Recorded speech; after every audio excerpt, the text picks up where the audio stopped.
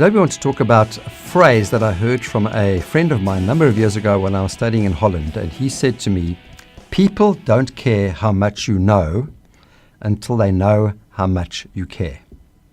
To roll that around in our head a little bit. People don't care how much you know until they know how much you care. And once I heard this phrase, I realized that I wanted people to really connect with me and engage me.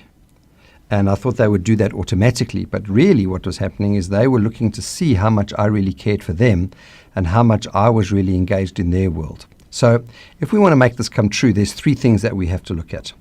Number one, we need to learn to listen. Stephen Covey has this wonderful phrase, as I'm sure you've heard in the 7 Habits of Highly Effective People. Great book if you haven't got it yet. And he says, seek first to understand and then be understood. Very powerful. So if we seek first to understand, then be understood, it means we need to do some listening in order to understand people so that they know that we care.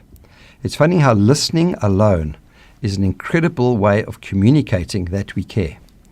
And you might be on your way to the office right now, or at work, or with family, and you might be thinking, well, Mary, you don't know this person that I've got to deal with. Well, here's a challenge. If you want them to really work with you and connect with you well, sit down with them and ask them questions without butting in or trying to impose your opinion or thought upon them, and seek first to understand where they're coming from, how was their weekend, what they're going through, what have they experienced, and just let them download. Don't say a word. Sometimes you have to really bite your lip if you're a very busy talker. And once you've heard where they're coming from and you've really listened with your heart, then you can be understood and say, this is where I'm at. The second thing about listening is that once we have listened, we then will respond. And what happens very often is we use you messages to people. We say, well, now I've listened to you. Now you must change this. You must do this. You didn't do that. And we nullify the power of the listening.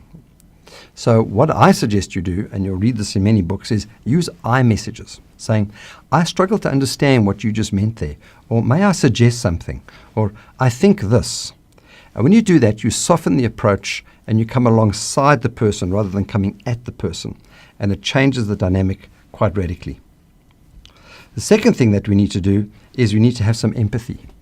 If we want to show people that we care, we need to be able to put ourselves in their shoes. Allow ourselves to experience what they're experiencing. And that takes some time. Sometimes if I'm on the way to a meeting and I'm preparing myself for this meeting, I try to think about how that person feels in the situation that they're in before I go in there and confront them. What are they going through? I sometimes work with clients who can feel the pain of their colleagues. And although they've got to have maybe sometimes a confrontation because something's got to be dealt with, they clothe it with empathy. And that tends to get the conversation going much better. Remember, we're always going for a win-win here, not a win-lose or a lose-win situation. Don't be too quick to impose your assumptions on people if you haven't thought about what they're experiencing. And the third area, so listening is the first, empathy is the second, and the third one is engagement. People want to know that we haven't just listened and we're feeling empathetic, but we're actually going to do something about it. Someone once said, which is very true, that leaders measure themselves by what they intend, but people measure leaders by how they behave. You know what? A leader might intend to have come and met you and your team in your department, and they never showed up. They think they intended to do it, but they got sidelined. But you're measuring them by their behavior. Did they come to the departmental meeting or didn't they come to the meeting? And that's the difference.